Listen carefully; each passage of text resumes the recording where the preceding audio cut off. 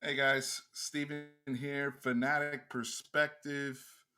Hopefully, you guys can hear me okay. Let me know on the sound. I know I had some sound issues back on the SEC Connect, so I want to make sure we are plugged in, locked in, ready to go.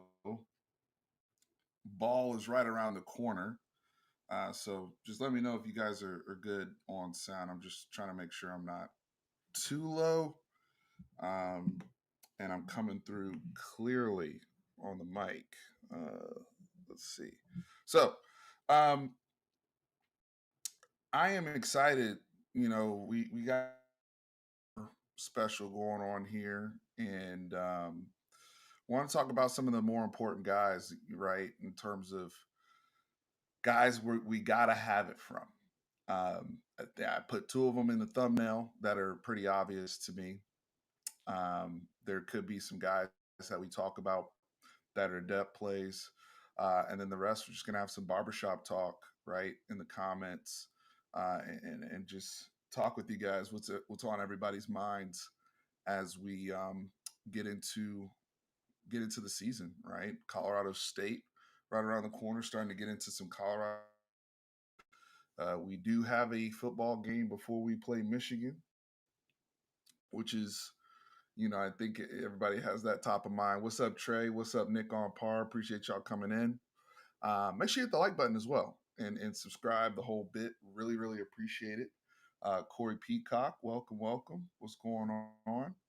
Good to see you guys here on a wonderful Friday evening, Friday afternoon, wherever you're at. Nolan, Hookem, what's going on? Before I get started with just some of my thoughts and whatnot and where I'm at, I want to give a shout out to our wonderful sponsor, Autograph. Autograph, guys, go download Autograph. It is a free app. It is available in the App Store as well as Google Play. So if you have an Android, you can leverage and be a part of the Autograph community. Uh, Apple, what have you. Very, very cool thing about Autograph is we are getting rewarded finally for our fandom. So, a community, they're adding there's stuff they're working on behind the scenes to make it even more immersive, more interactive. But right now, you get points and rewarded for consuming content about your favorite sports teams. Started out with college football with Michigan. It's now expanded to several different college football teams. I started with Autograph back in March Madness for Texas basketball, and now we are here coming into football season. They've got NFL, MLB, NBA, the whole bit. I actually was running a contest in there to try to get NBA Finals tickets when the Mavs were in the finals. That's how dope Autograph is. Founded by Tom Brady. It is a way where, hey, you're reading whatever articles you read them through Autograph, get rewarded for it. Whatever videos you watch, like this one, watch on Autograph, get rewarded for it. Podcast, same thing. And Texas, Michigan around the corner, Texas, Georgia later this season, Texas OU. They're gonna have contests for the most loyal fans, the best fans that are active on Autograph, taking care of them. Use that Fanatic 24. It also helps out this channel when you guys sign up there. But use that Fanatic 24 promo code as your entry to the app. And again, it is a free app, so check them out. Really, really excited to be partnered with these guys. So, as everybody is coming in, I it is hard to hear me. You can barely hear me. Damn it. I'm trying to fix the audio on here, guys. So bear with me. Bear with me. Maybe my mic is just shot. Can you guys hear me now? Any better? Any better?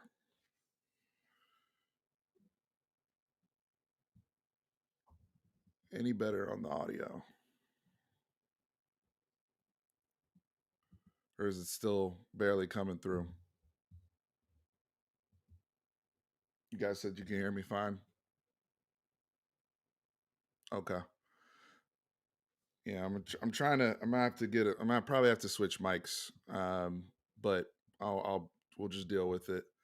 So I am I one of the in terms of important players, gotta have it. Please put those in the comments.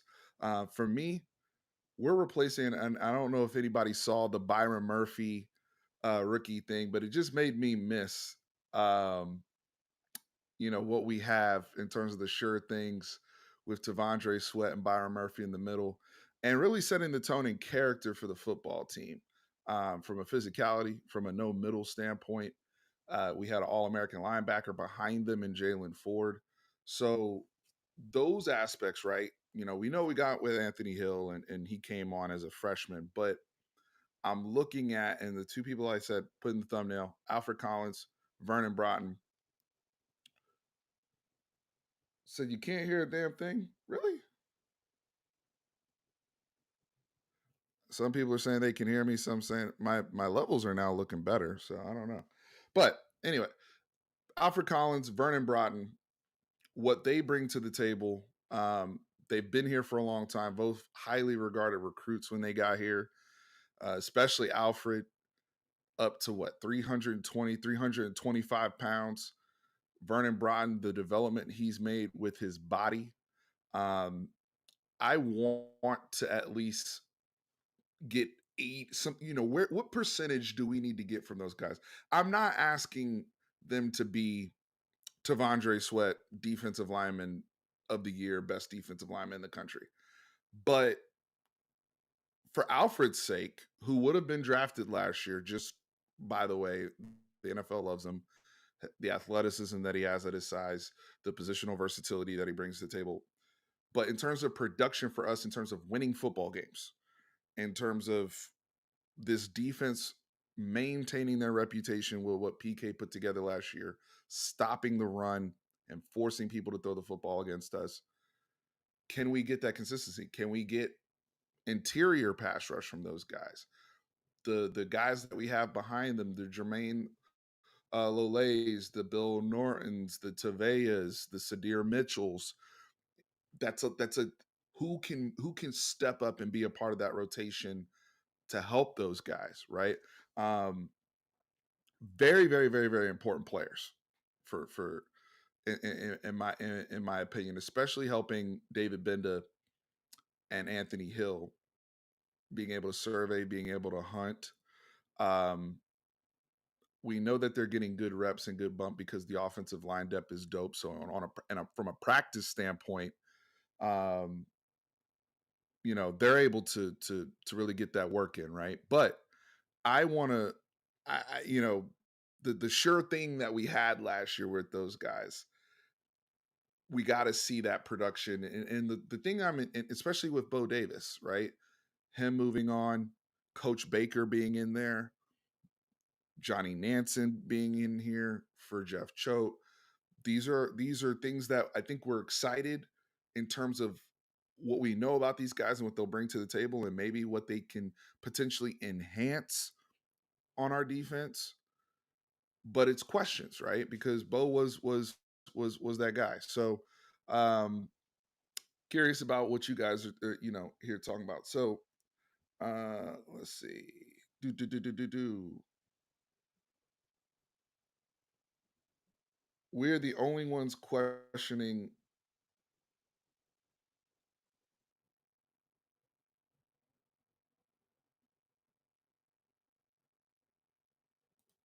Yeah, so Baron Sorrell, it's interesting too because I think we have guys, and this is going to translate to the edge as well.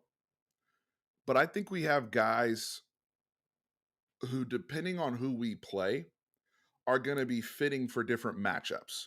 For example, the openers against Colorado State, they're going to be throwing the football, right? They're probably, Jay Norvell and those guys are going to come in here, air raid concepts. They're going to try to throw the ball 60 something times, right? And we know how it's been annoying over the years, depending on how we've played in the secondary, where people kind of nickel and dime us to death, and then we kind of do bend don't break, and then we hold in the red zone. But if we want to, improve, especially against the pass, with having those better edge rushers, maybe a guy like Trey Moore is getting a lot more reps against teams like that we face.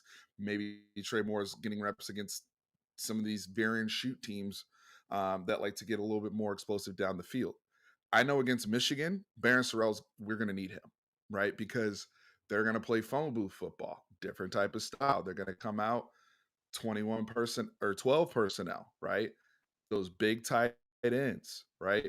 Ethan Burke, we're going to need them. Those are guys that played well against Bama the last 2 years and how they, when they came out in their 12 personnel. So I feel as though we actually have the versatility within our edge room to play whatever style you want to bring to the table against us. So just because some guys are going to be the predominant edge rushers potentially in the Colorado State game in the opener because of how they're pitching the ball around doesn't mean that there may be some different guys in there like our incumbents on first and second down to really stop the run the following week against Michigan, right? And how we get and how we navigate that going into SEC play again, depending upon the opponent, right? So I'm really interested in how that dynamic plays out.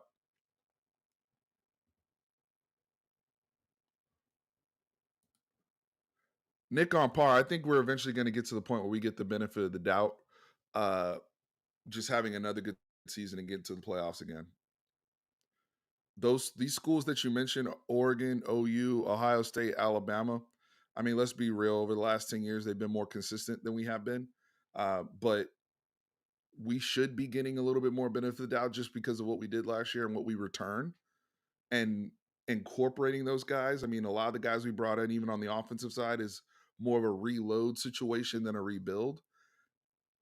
Not to mention the production that a lot of them already have at the college level or where they came from. Some of these guys even being former SEC guys like Isaiah Bond.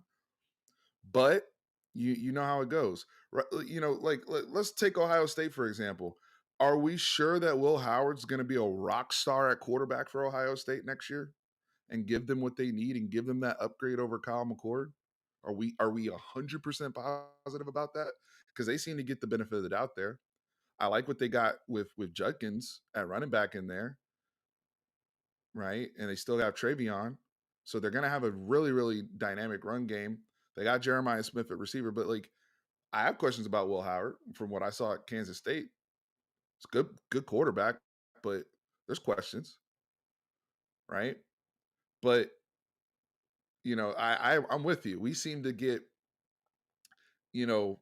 some more questioned about supplemental positions than people getting about getting another quarterback out the portal. That's interesting to me. I'm with you about that. I'm with you on that. So Steven Henderson says we need to get 70% of what Murphy and Sweat gave to us. And I'm assuming that's from Alfred Collins and Vernon Broughton. If we get 70% of that, it sounds like we're what, a top 15, top 20 at minimum run defense. I'm okay with that if we're a lot better against the pass and we are generating more turnovers and just more disruptive. If we're more disruptive and we're faster, but yeah, we give up a few more yards in the run game, you know, we're not like because we held people to some crazy numbers last year with those guys, right? I mean, yeah, you don't just replace a Devondre Sweat and a Byron Murphy. Those are excellent football players. But I know there are certain things that Alfred Collins can do that nobody else can do, and I want him to be the best version of Alfred Collins. I want Vernon Brown to be the best version of themselves, and you know we'll be off and running. What's up, Nash? How we doing, brother?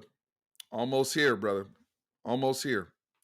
We're right around the corner to the season, so um, good to see you. Good to see you. So, John Johnson, are you concerned with Michigan's run game and the mobility of their QB, or do we have the speed at edge and linebacker to minimize them? So this is under the assumption, you know, we know what they have in the backfield. Donovan Edwards, very dynamic back, now stepping into RB1 on their side.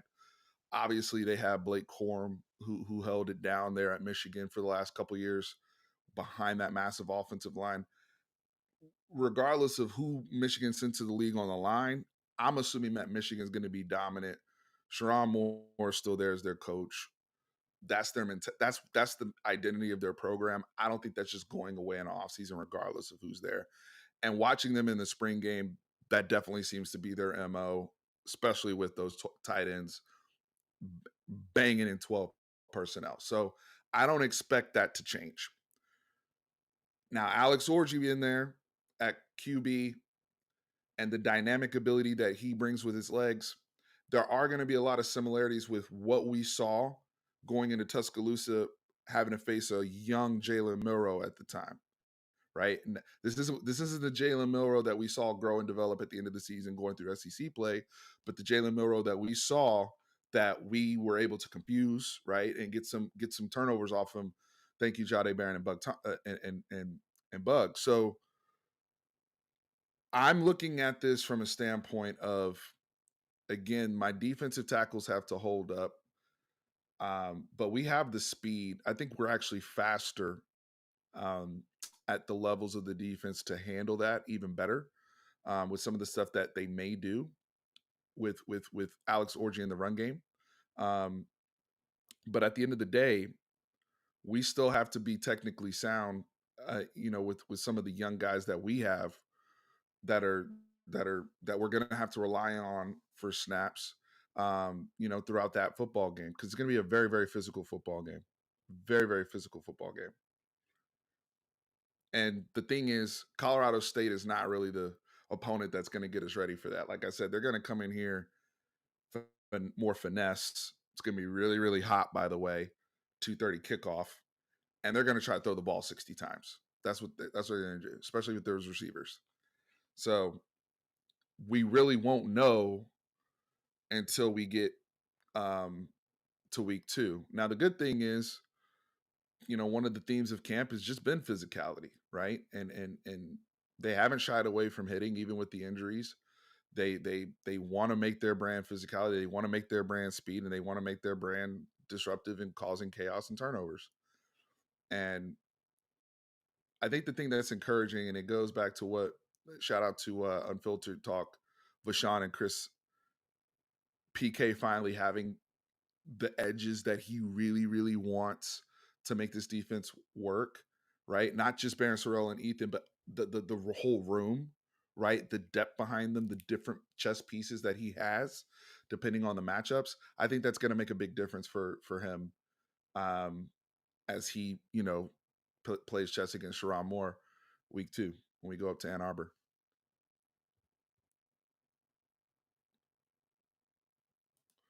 Yeah, Nash, I'll be there. I'll be there. We'll definitely link for sure, brother. What's your record prediction for the season? I'm not ready to make my prediction just yet for the record. I don't think we're going undefeated.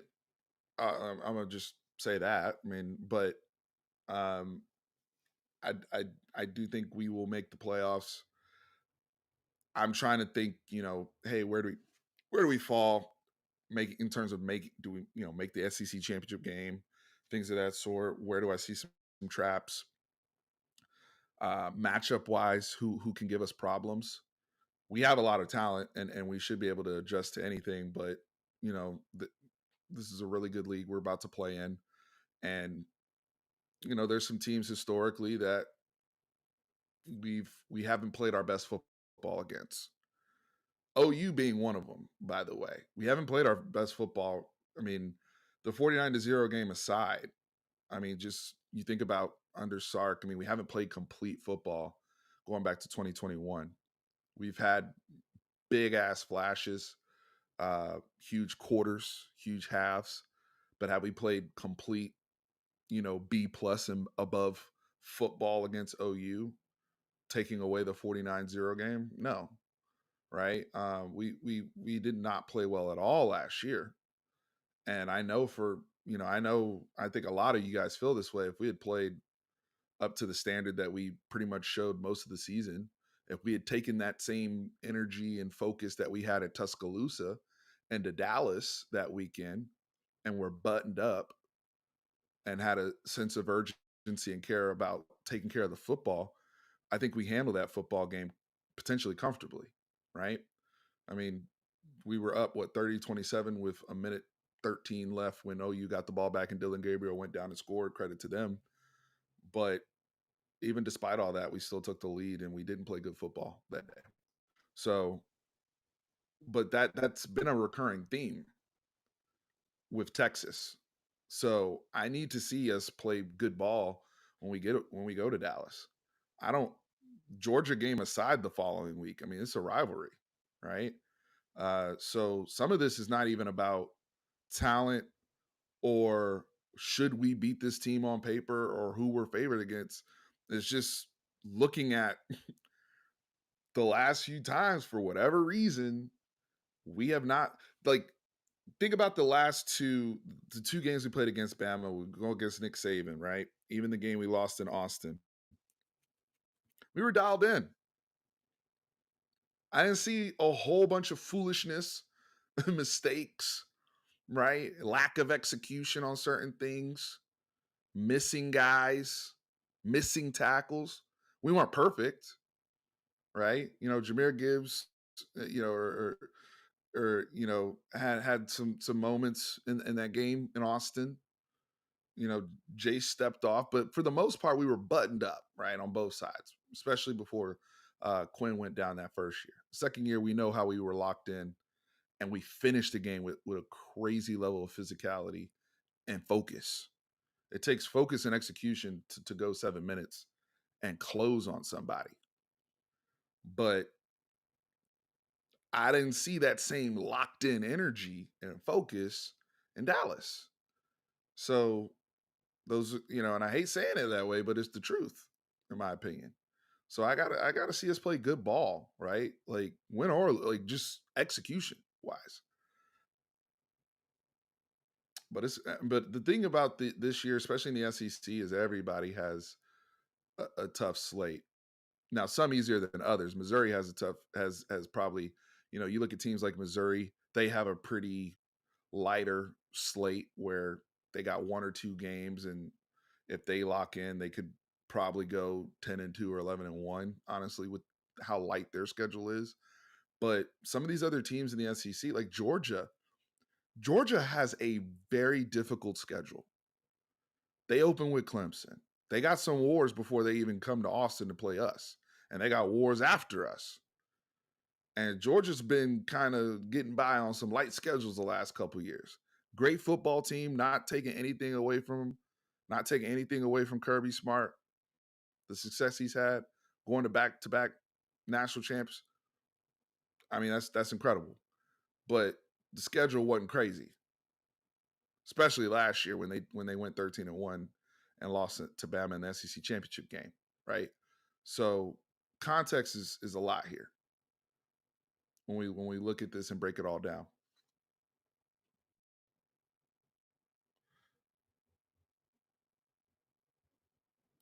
Oh yeah, I mean that's yeah, but here's the thing. OU, yes, I agree. And they were doing push-ups to 49, wind sprints to 49 in the offseason, and BV had everything you could ask for as a coach in the offseason because they got embarrassed by their rivals 49-0, and all offseason it was beat Texas energy. But I need to have that same, I want us to have that same energy against them. I think sometimes we come into the OU game and we're too cool for school. And we're like, oh, we should be, no, it should be the same energy both ways, in my opinion. And I think sometimes there's been some games we've come in and we've been amped up, looking to jump OU, get out there early, and maybe they win anyway because they're the better team or whatever that year. But last year we came in that joint too cool for school. Let's be honest. And OU was out for blood. And when we woke up, yeah, we balled when we woke up, and actually took overcame a double digit um, deficit.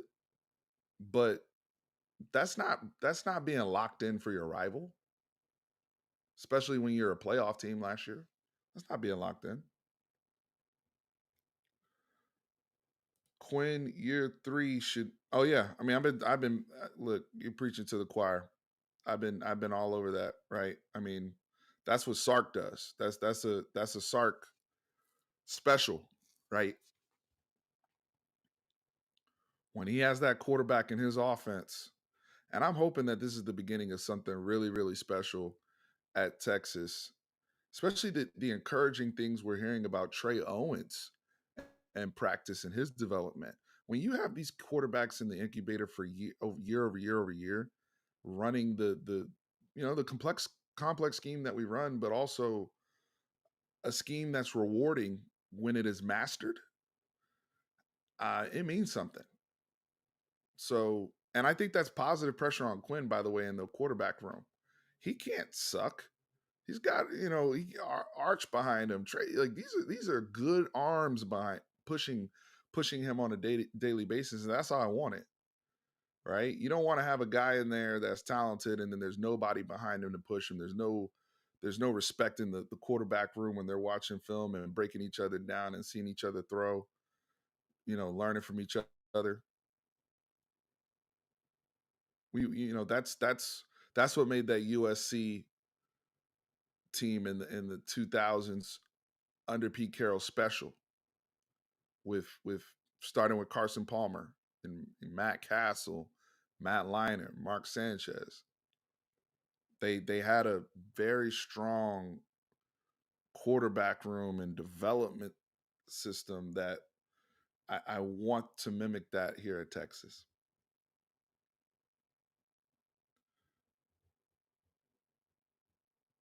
Drew Yanez, first off, what's up, Drew? Good to see you, brother.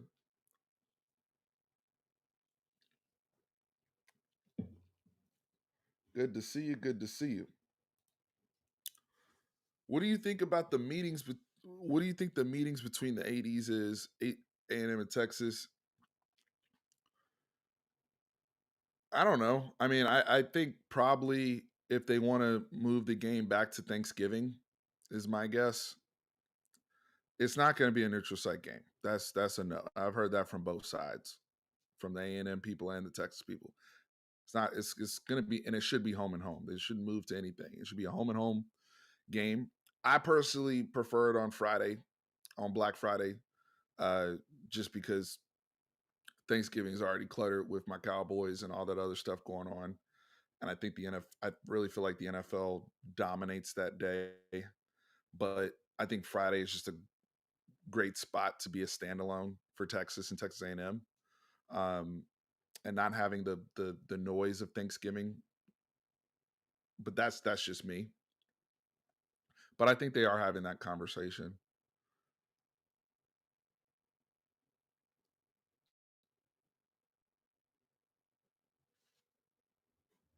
Sponsorship rights, yep, stuff like that. Yeah, I mean, think about that game. That's going to be a cash cow.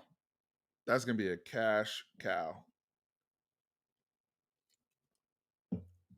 Cash cow.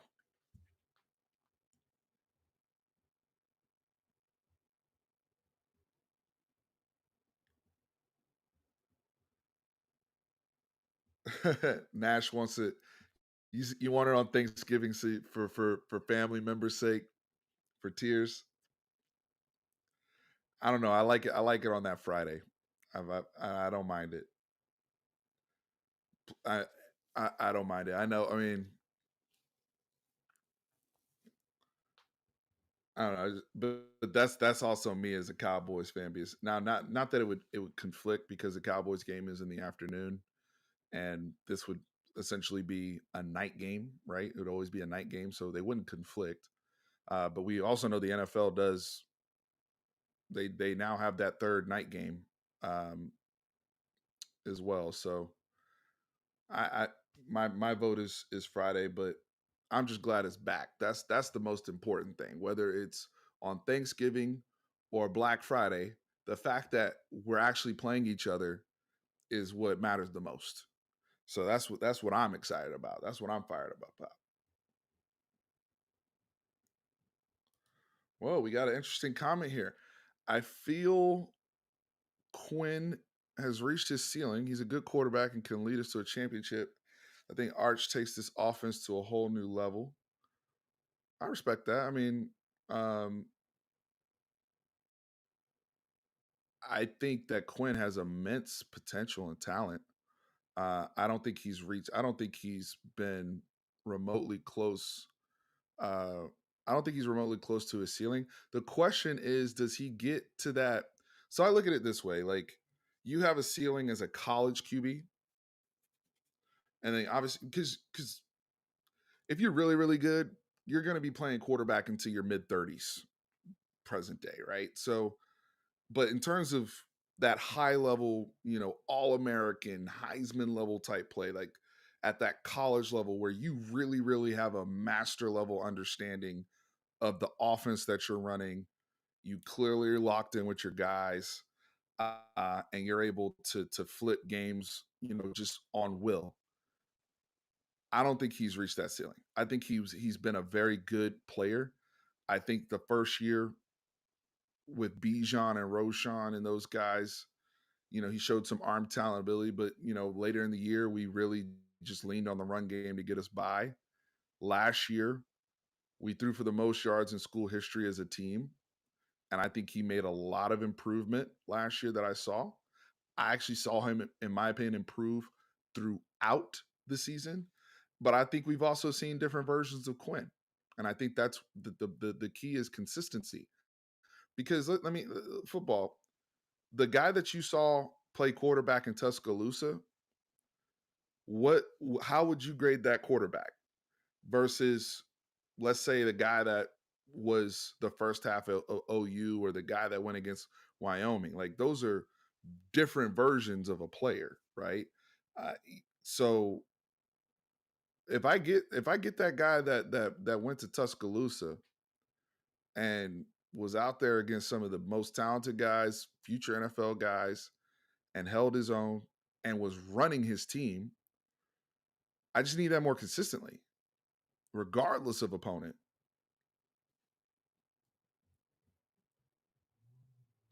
What it do? What's up, Brandon? I gotta get you on here too, man. We gotta talk shop. Shout out to Brandon along the wire podcast. If you're in San Antonio, you already know who Brandon is. The mayor of San Antonio down there, handling all, just making connections, connecting those kids, getting these San Antonio kids. Hopefully, hopefully we have some good news about Michael Terry coming at some point to Texas. Hopefully, it's on the wish list. I got Quinn going to New York. I believe in Sark year three quarterbacks. I believe in Quinn growing enough, and those two things, especially look, to me, Quinn was a lot better in 2023 than he was in 2022. A lot better. I thought he was a talented freshman quarterback in 2022 that had some lazy mechanics and at times just really immobile. I thought in 2023, I mean, look how he was running downfield, right? Now he's never going to be, that's why the Mahomes comps and some of these other comps with movement are weird. He's never going to be that guy that's just super elusive and all those things, but he does have good straight line speed and he has better feet when he's focused and locked in than he's given credit. And also just being stronger with the football within the pocket.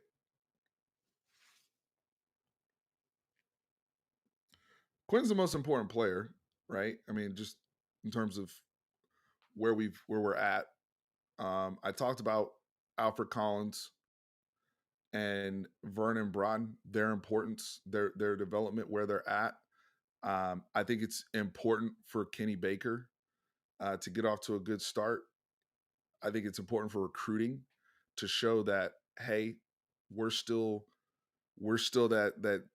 that same program that's developed all these defensive tackles over the last 2-3 years that we had success with Bo Davis, and we're this is now the standard at Texas.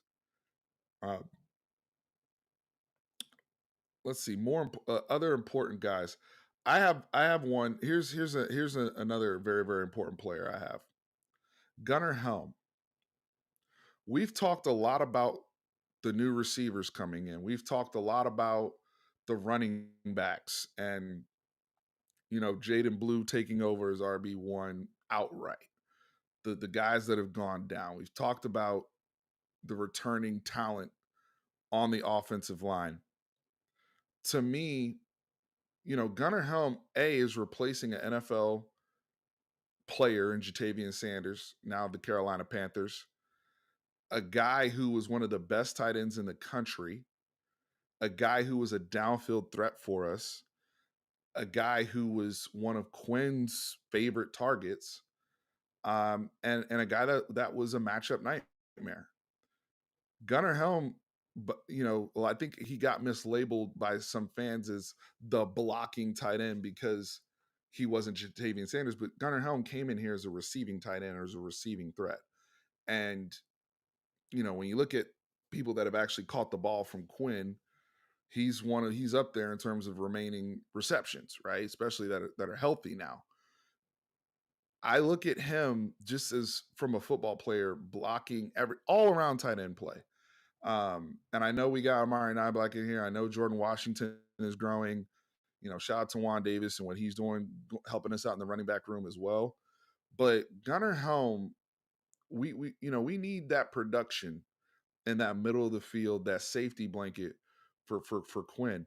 The other thing too is we don't have the same, the same box out big body type 80 Mitchell right now. Now Wingo it represents that physical profile and can do more and can do a lot of things. But I'm just talking about in terms of the group that is immediately out there, whether we're in 11 personnel, 12, or what have you.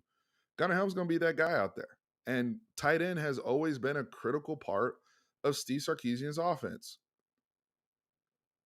Any Sark offense. I mean, so it is critical that we get, really good play from Gunnar. I'm not forecasting any type of numbers or anything for him. But I know what he's capable of. And I think he can have a big season for us. And that's a guy that a whole lot of people aren't talking about. But I think he's really, really, really important for us. I think he's really, really important for us, especially with the experience that he has in this offense. He's been here a while, right? And I agree, Gunnar has developed very nicely. And tight end is very, very critical in this offense. The sets that we use. Uh, um, look at what we were doing with Malik Agbo when we went with more of the Big 12 package, no pun intended. Um, how we've always every year we've tried to get that athletic tight end. Nye Black is the next one who Sark always uses more than one tight end, so I expect Amari Niblack to eat as well. But I'm more so thinking when we're in, say 21 personnel, any set where we're the lone tight end on the field, and I want to see Gunnar Helm thrive as a guy, and I think people are going to be pleasantly surprised with his reliability week to week. I want him to be that David Thomas, to Vince Young, right? David Thomas wasn't the most sexy tight end, but damn it, he was always ready when called upon, and he was Vince's real true safety blanket during those seasons, right? When we spread the ball around a lot back then, Limas and Quan, right, and Brandon Collins.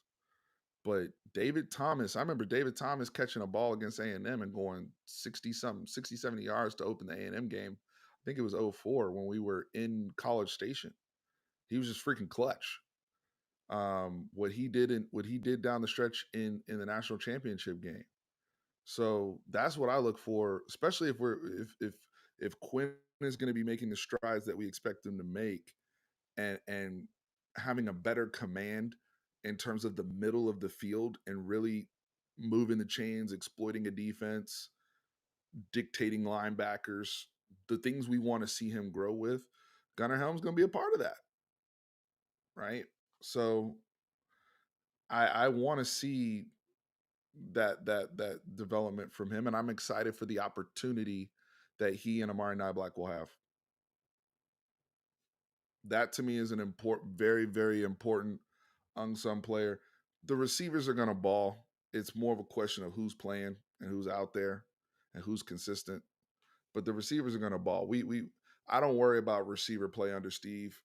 I don't even worry about it under Chris Jackson. He's already shown me he can coach.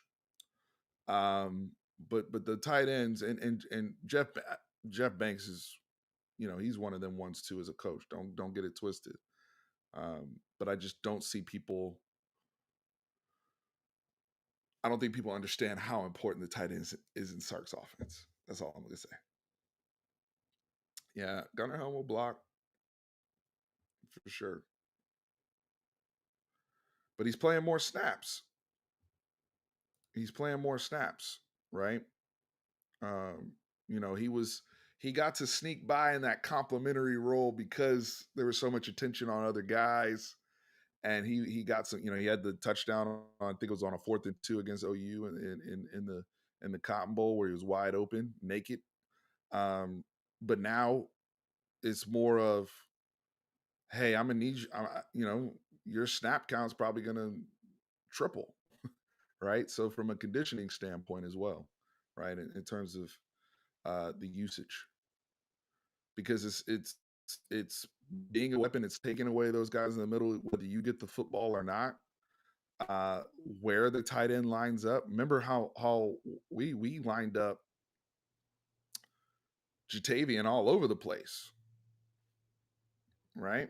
So I'm I'm excited. Tight, exactly, Nash. Exactly, exactly.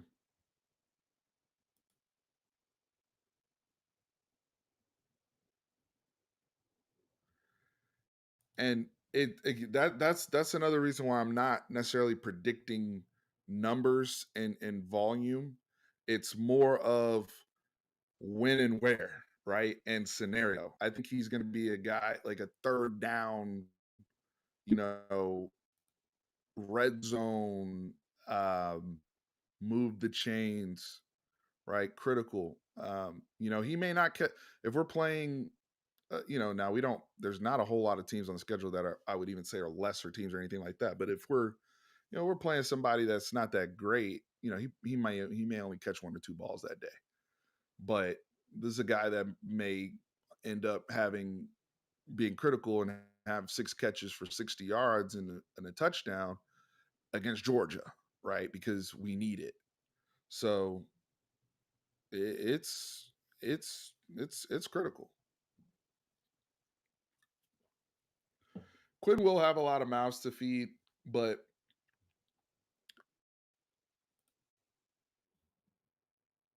I'm still curious with how Sark will manage the rotation of the receivers because we have not seen him do a big mass rotation.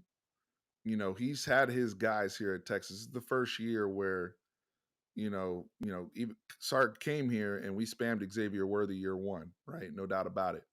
And we had our guys, right? There wasn't a whole lot of substituting, things of that sort. I'm curious how they navigate that, but I also think that coincides with the quarterback play, who's comfortable, and Quinn being able to direct that as much as anything else. Also, Chris Jackson's inputs on the offense, right? I mean, we have different types of guys now. We haven't had a guy like a Silas Bolden here with in my opinion, not like that with how he's going to be used. We have burners and all that type of, don't get me twisted, but like Silas is a very unique weapon that we're going to be able to get really creative with, right? He's going to need snaps. See DeAndre Moore being mentioned. Ryan Wingo is going to make it to where you have no choice but to have him on the football field, especially with his toughness as a young guy and explosive ability. So yeah, the conversation is going to open up to having more people, but I think that's still going to be 5 to 6 versus 3 to 4 last year, right? I mean, where we had Worthy, AD, and Jordan Whittington, right? And then those were our three guys, right? From a receiving standpoint, I think we'll be a little bit more diverse, but I don't think we're going to get crazy and have musical chairs like we had under Tom Herman in the late 2019s. I don't see that.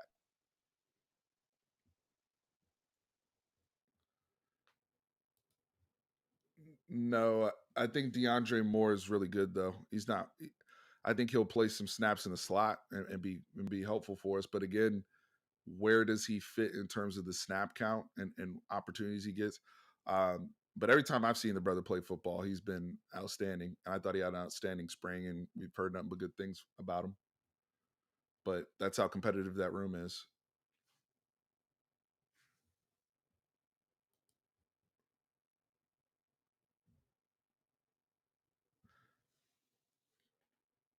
Great comment here. Gunner in the mesh is a monster. Is presumptive non-threat in the pass game makes him even more of a threat.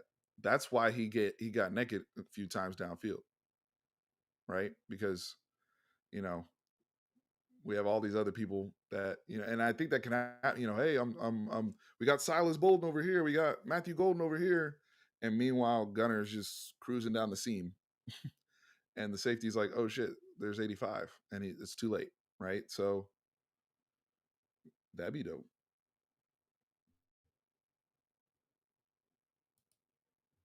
Yep.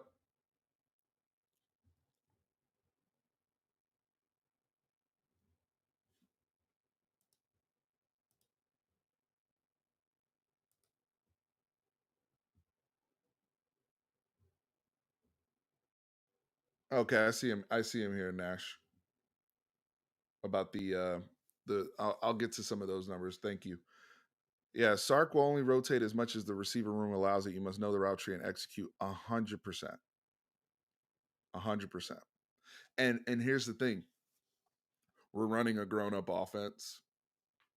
You know, we're not running bear and shoot where it's you got four directions to go and it's either a comeback, a go, a slant, or a bubble. Like those offenses are great for young guys to get them playing fast on the field, but they're not learning football like that. Like I say this every other stream. Some of the analysts I talked to that talked about Sark's offense, not just for the quarterbacks, but for all the tight ends, wide receivers. It helps you at the next level. I mean, it's not a surprise. Look at preseason right now, and I know it's only preseason, but Jordan Whittington looks like he was a damn first round pick for the Rams. He looks like another Puka out there. Let's keep it a buck, right? I'm not saying he's going to be all that, but that's how he looks right now. And they've made it very clear on their social media that they're really high on Jordan Whittington because he's able to go in and pick up an offense that was kind of similar to what he was running in college, by the way, especially with how close Sean McVay and Steve Sarkisian already are. But he was able to get into the Rams and just fly. Look at AD Mitchell right now on the Colts and some of the stuff he's doing out there, playing outside, making plays downfield. And some of the film I've seen, and they've had some injuries in their receiver room, so they're really going to rely on AD Mitchell. But because those guys played in a complex scheme, a lot of football, very precise in terms of where you're supposed to be, leveraging the entire route tree, they're able to get into the NFL and go. Xavier Worthy is another one in Andy Reid's system. Andy Reid, you know how he always wants to have that Deshaun Jackson, Tyreek Hill type. Now he's got Worthy out there in that role. But we watched Worthy for 3 years run every route in the tree, right? Look at even red zone, the complexity of route. It's not, sometimes I think people look at our offense and they think these receivers are just running over routes. No, no, no, no, no, no. Um, there's a lot of nuance there. Yeah, Sark trusts his guys. I know Nash has shared some of these numbers about targets. The top three receivers, tight ends, and backs last 3 years, the Texas basically 80%, 75% in 2021, 80% the last 2 years. Now we had established guys, right, year over year, or at least growing, and then same thing at Bama. Um, Now I know at 19 he did have Waddle and Ruggs and those guys, but they didn't have crazy numbers, but they ate as a group, right? Because that Bama team had a lot of feet. But when it came down to the following year, I mean, Devontae Smith won the Heisman because of the volume and productivity, obviously. Yeah, y'all hit the like button. Appreciate everybody in here. Appreciate everybody in here. A little happy hour chat. I'm gonna go for another 10 minutes and then get some dinner. But we're just talking, some important guys, things to think about as we are, having our countdown here. Other things I want to announce, by the way, I will be back with Bleacher Report this season. So we're going to be doing Texas coverage on Bleacher Report on the app in September. Shout out to Bleacher Report. So we'll be back. I'll have more information there when the season starts on stream times and when you can find me on the app. So excited to have that opportunity again. Thanks to you guys and helping with this platform. And then, autograph, hit that Fanatic 24 promo code, little brief commercial here. Download the app. It's a free app on all platforms.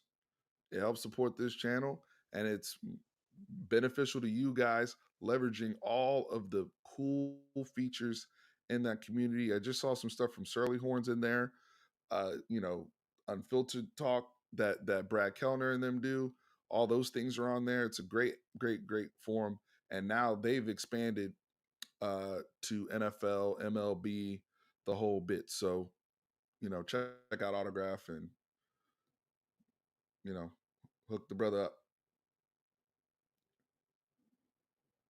No, Nash be holding it down with the play by. We need that, especially as we study. Let me ask you guys this: who's been doing their rewatches of last year? I want to end on this one. And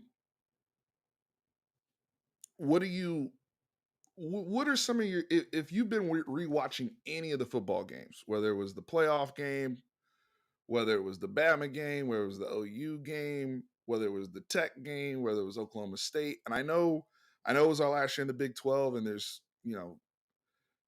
only so many things you take away, but tell me some things upon your rewatch that are applicable to this season that you think, or some things that you're learning, as we head in, you're like, oh, I've gained a different perspective on how we handled blah, blah, blah, or a particular player that may not have been a starter or played a whole bunch or featured, but you're like, you know what?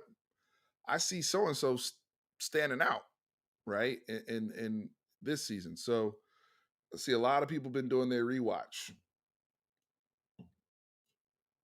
Sure as hell not rewatching the playoff game.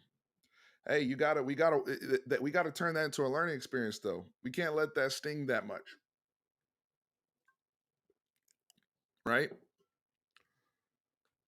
We I was proud of my guys. I know it sucks. And we had an opportunity to win last play of the game.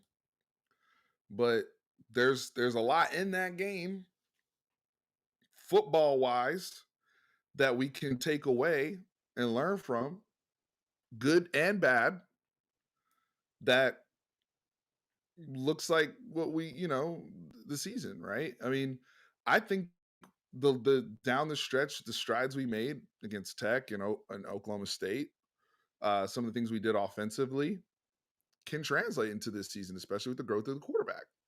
100%. Even with the new receiving personnel. Ball security being one. Yep, David Benda. Red zone offense will improve. So, last year, and I talked about this in the last live with the Unfiltered brothers, short yardage, dirty yard situations, short yard situations, uh, all red zone situations. That's where Sark really has to increase his trust in Quinn if Quinn is growing the way we think he is. Because some of that stuff was when you start playing that 2-for-1 game of, oh, it's 3rd and 4, so I'm gonna run the ball so I can get a fourth, if it's 4th and 2, I'm gonna run it again and blah blah blah. Like some of that stuff you just got to trust your quarterback and get the first down, right? Like we played that game, and I'm cool with playing that game if you're a dominant run team and you're making your putts, right? You're picking up all your 4th and 2s, all your 3rd and 2s, and you're running like, it's but we didn't execute those the best. Lord knows we couldn't even do a QB sneak, right? So I would like to see us improve in those areas of picking up those putts and making it easier and being a much better team in that area. We were a playoff team and we stunk at some of those things. So that's an area of opportunity of growth, considering like how far we got and being bad at those things, or below average. Maybe not bad, but below average, right? The amount of field goals we kick.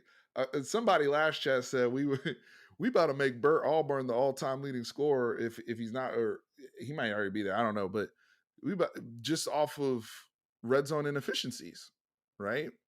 Where we're kicking field goals instead of getting 7.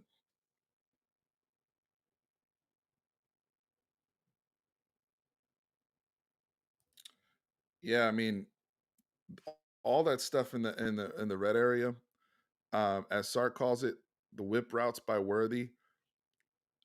I'll be honest with you.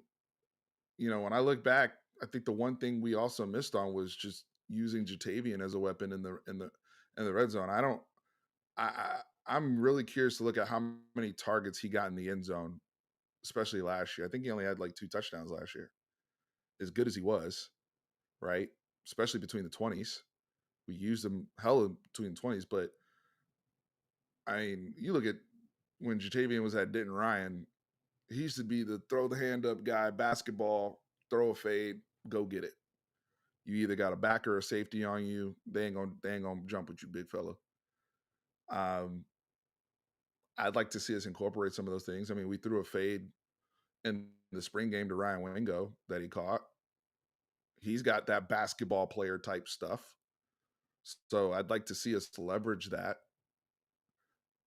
And to me, I have the Andy Reid type mindset. Everything I should be able to do everything in the red zone to be good because opponents have different strengths and weaknesses. Sometimes the condensed set is going to help you with space for the quarterback, especially throwing out towards the pylon and having space to run stuff like whip routes.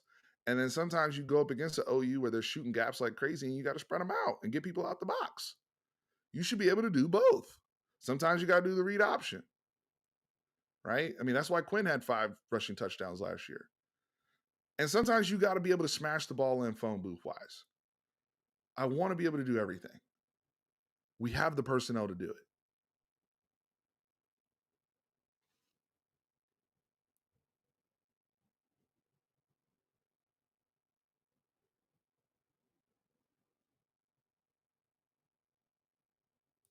Improving, winning, yeah, when we're winning comfortably. I mean, we did. The good thing is we developed a habit of winning, right? Um, and I know I used to get flack about how critical Tran and I were after games, and people were like, "Man, you guys sound like you lost," and blah blah blah. Nah, it's just like we know how good we can play, like, and there were games where it's just like, yeah, we won, Yeah, we got out of there. It wasn't that stressful, but we played C plus, B minus. Because you saw when we cranked it up at the end of the season what our better football look like. Marlon, what do you mean by that? I worry about Sark with time to prepare. Do you mean for the Michigan game? Do you mean teams that are going to be facing us coming off of where we have bye weeks? What can you elaborate on what you mean by that, brother?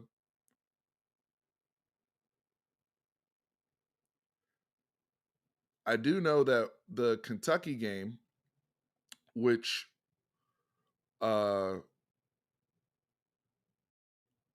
you like bowl games and stuff. Okay. Over prep. Yeah, he I did say that during the Washington game.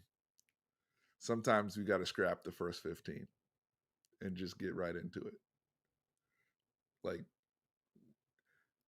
what did they say he scripted the first, it was some crazy number because sometimes you see the advantage right away. Like in the Washington game, I think it was like the first drive you realize right away we can run the ball. Wow, like there's like real running lanes. Like we are able to really run the football. Like this is a game where we actually should be, using our backs more than trying to sling the ball around because Washington was built for that. But we stayed on script so long before we adjusted to that. Sometimes you just see something and it's like, yeah, I know I scripted the next 10 plays, but the defense is giving me this. So screw it. I can go back to that script later, right? But yeah, I see that. I see that.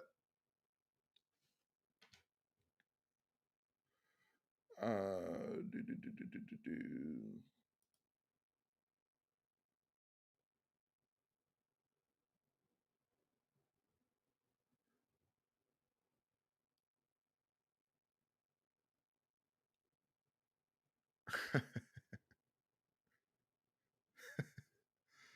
FT, that's funny.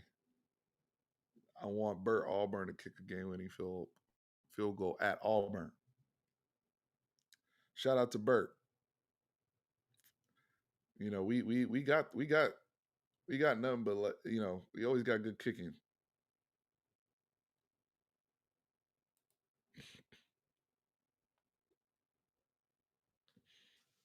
Yeah, I mean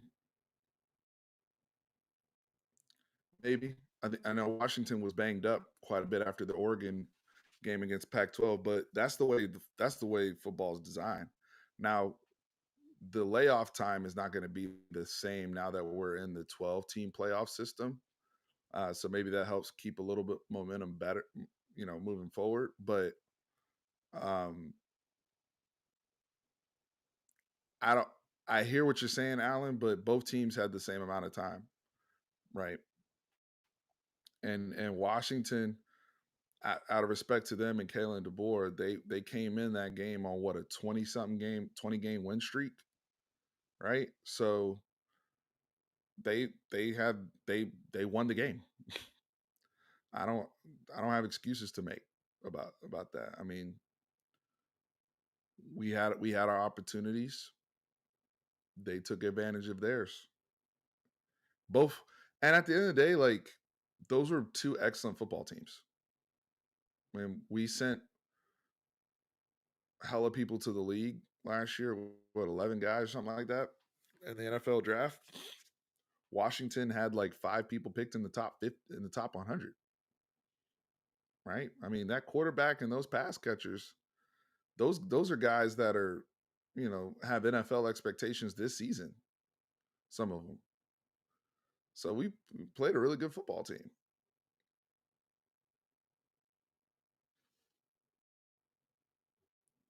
Nah, I'm not worried about Sark's divorce. At the end of the day, we're all professionals here, right? I mean, it's never easy going through a divorce, even whether it's amicable or not. But as a professional, um, you still got to go to work and and be passionate about what you're doing for those kids. And in between, and sometimes the football field becomes the sanctuary of focus. I'm not worried about that personally. But I know if he struggles with something, some of y'all are gonna immediately blame that, whether or not that's the reason, right? Some people are gonna make that leap. To me, look, we work with people. I'm sure y'all work with people that got divorces in your workplace, and they still ask to perform, right? You still expect them to do their job and to do what they're paid to do. You may have a boss who's getting a divorce. You still expect your boss and your leader at work to do what they're supposed to do. So I'm not really looking at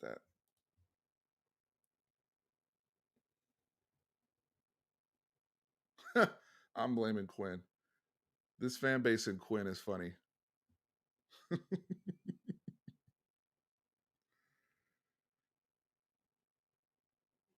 Ryan Niblett's the guy. What, a running back?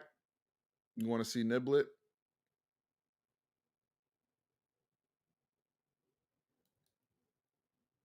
We should have ran for 400 against Washington. Yeah, we didn't make that. I wish we had really. I think the game flow would have been a lot different if we had just adjusted earlier. Because the other thing too is when you're running the ball like that, you're also maintaining possession. And when it didn't take a rocket science to realize how hot Michael Penix was right out the gate, right? So the best defense against somebody like that is to keep his ass on the sideline, especially if we're able to control the ball running. But it is what it is. Yep, we fumbled twice as well.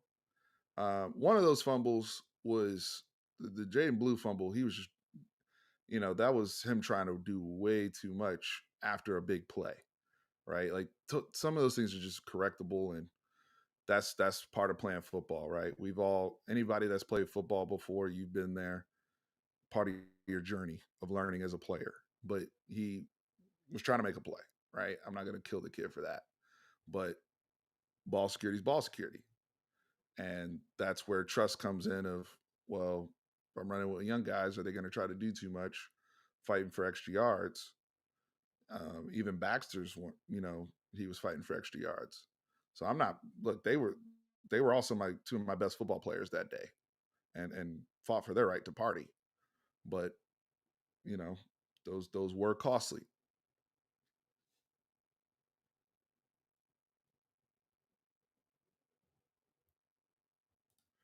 Yeah, I think for depth wise, they can help us. Um, but we, now depending on the strides that Jarrett Gibson does or doesn't make within camp, we know we got two guys that can play between Wisner and Jaden Blue. This is more just having the depth there because Jaden Blue, you want to make sure that he's being used and he's used effectively without over usage. Okay, over usage, right? We don't want to run the kid to the ground because he's the only one, but you also want to be able to manage everything. But again, to some of the stuff that Nash showed earlier, we keep that snap count very limited with the backs. I think it's more, hey, if you have a package, whether it's something like Keelan Robinson, the better you execute your package, the more we can go to that. That's why Keelan Robinson got a lot of opportunities last season, and he got drafted. So I think you really have to be mindful of not, everybody. I think sometimes we got a little over, like 2019 was bad, right? Like that was like an emergency situation. We're not to that point yet. Yes, we want to have the back end depth. It's a long football season. We want to make sure we have these kids in there, but I, I think, how much are we going to expect snap wise for him to play, right? But if he's in there and he's explosive and he takes advantage of opportunities, sky's the limit.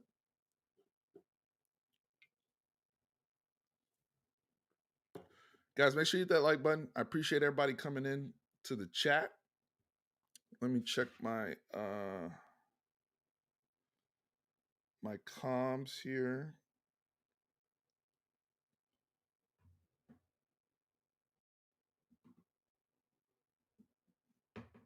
Oh, we here talking about jerseys now. Here we go.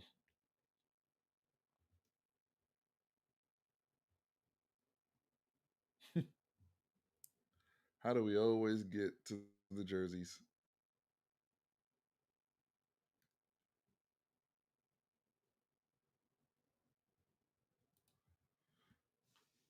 I agree. I agree. To me it's the pass pro. It's the little details that you don't necessarily see that are the difference between a successful play downfield and a sack or a strip fumble, right? Um, Also just being in the right place in the screen game, being in the right place as the safety valve.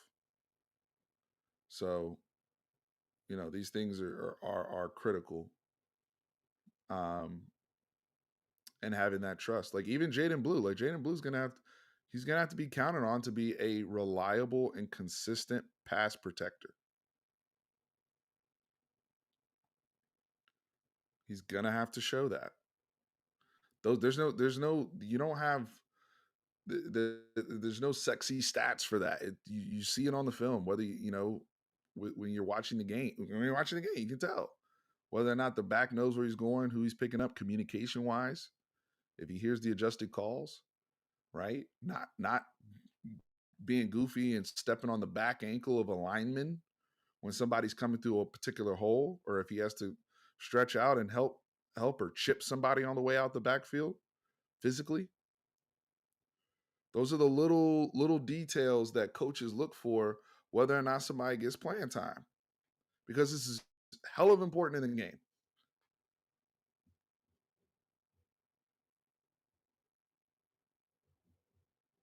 Yeah, I mean, Baxter was really good in pass pro, and he knew the whole playbook. When we he knew the whole playbook. So even though sometimes he wasn't the most effective runner, or he didn't have the most sexiest runs, we were able to be full menu when he was on the field. That's another thing, because some of these like I've seen this in both college and NFL. You'll have a guy come out there who's super talented, but it's obvious that that person is going to be targeted or get the football because they don't. That's all they know, right? Like there's no other way to. They're not, or they're so much of a decoy that you're really playing. Once the quarterback's out the picture, now you're playing 11 on 9, right? So Cedric Baxter made it to where, yeah, he's live in the throw game. Caught 25 balls last year. Yeah, he's live in pass pro. He's gonna be able to run anything out of the backfield, whether we're under center, in the gun, in pistol, whatever formation it is. As a freshman, that matters, and it's not an easy playbook.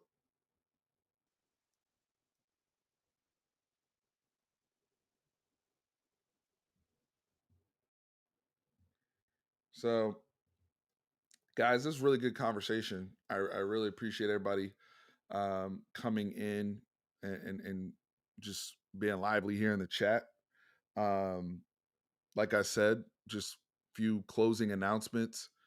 Again, we are going to be back on Bleacher Report this season on the Bleacher Report app, and I'm going to be streaming, representing the Texas section and whatnot. So I will, as we get closer to the dates that I'll be streaming on there, we will announce so you guys can come help support. I appreciate everybody, liking, sharing, whole bit. We do what we can here, just talking ball and passionate, just like you guys. I kicked off earlier, my important guys, right? Vernon Broughton, Alfred Collins, obviously Quinn Ewers, um, and Gunnar Helm, the tight end position being massively underrated, crucial part of this offense. Let me know in the comments who some of your important guys are, right? Who's critical to this season. And check out our partner Autograph. Autograph, who's the sponsor of this stream. Get that Autograph app, free app to download, Google Play Store, App Store. Use the Fanatic 24 promo code. It helps me out. It's a great app. get rewarded as a fan for all the content you consume, whether you're reading it, watching it, or listening to it. Ticket opportunities, merchant opportunities, some of the things that are happening with NIL that are going to be immersive within the app, interactive communities, tracking your points and seeing, oh wow, I have opportunity for, these tickets, or to enter these sweepstakes to get tickets to a bowl game, or March Madness. It's across all sports. So check out Autograph if you're not on there already. Use that Fanatic24 promo code. I appreciate y'all. And guys, of course, thank you for everybody in here. Have a great weekend. We're back. We're back up consistently now. I'm gonna be out of town next week, but I will be streaming from the road. I will be making videos from the road because the season's right around the corner. We don't have time to stop, right? So excited to chime in more. Appreciate everybody that is tuned in, and remember, horns always up. Hook 'em.